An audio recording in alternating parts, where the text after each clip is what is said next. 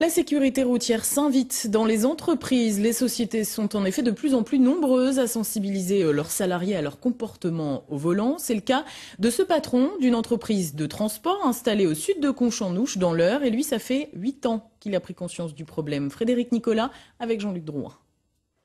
Translir, bonjour. Ici, 16 semi-remorques et autres poids lourds prennent la route chaque semaine dans toute la France. Chez Translir, on est spécialisé dans le transport d'engins agricoles. Depuis un grave accident en 2004 sur la 71 près de Bourges, le patron de la société a changé de philosophie. Avant cette date, il l'avoue, il était le premier à mettre la pression sur ses équipes. Mais depuis, il s'est engagé dans un processus de prévention et d'action. On s'est aperçu que les sinistres avaient lieu majoritairement entre 9h et 11h du matin.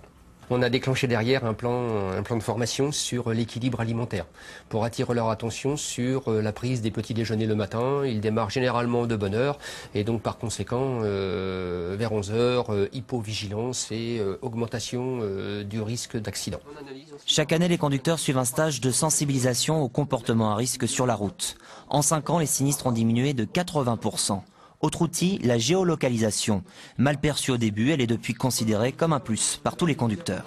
Il y a une partie de toute cette instrumentation qui est dédiée à la surveillance, je pense. Et puis il y a une autre partie qui est surtout pour le confort du travail, sans passer par les demandes par téléphone, par exemple. Je sais que le patron ne nous appelle plus par téléphone pour avoir quelques renseignements. Il sait où est disposé le camion, de quel temps il dispose pour les livraisons, ce genre d'informations. Il n'a pas besoin de nous appeler. Un patron qui ne manque pas d'idées pour motiver ses troupes. On a des courbes de consommation de carburant chaque mois mis à jour. Pour le gagnant du challenge, un week-end dans un hôtel de luxe, ça motive. Et en prime pour le vainqueur cette année, un nouveau job, formateur dans la toute nouvelle société créée il y a un mois par Dominique René, Conduite Éco, ou comment apprendre à rouler en utilisant le moins de carburant possible.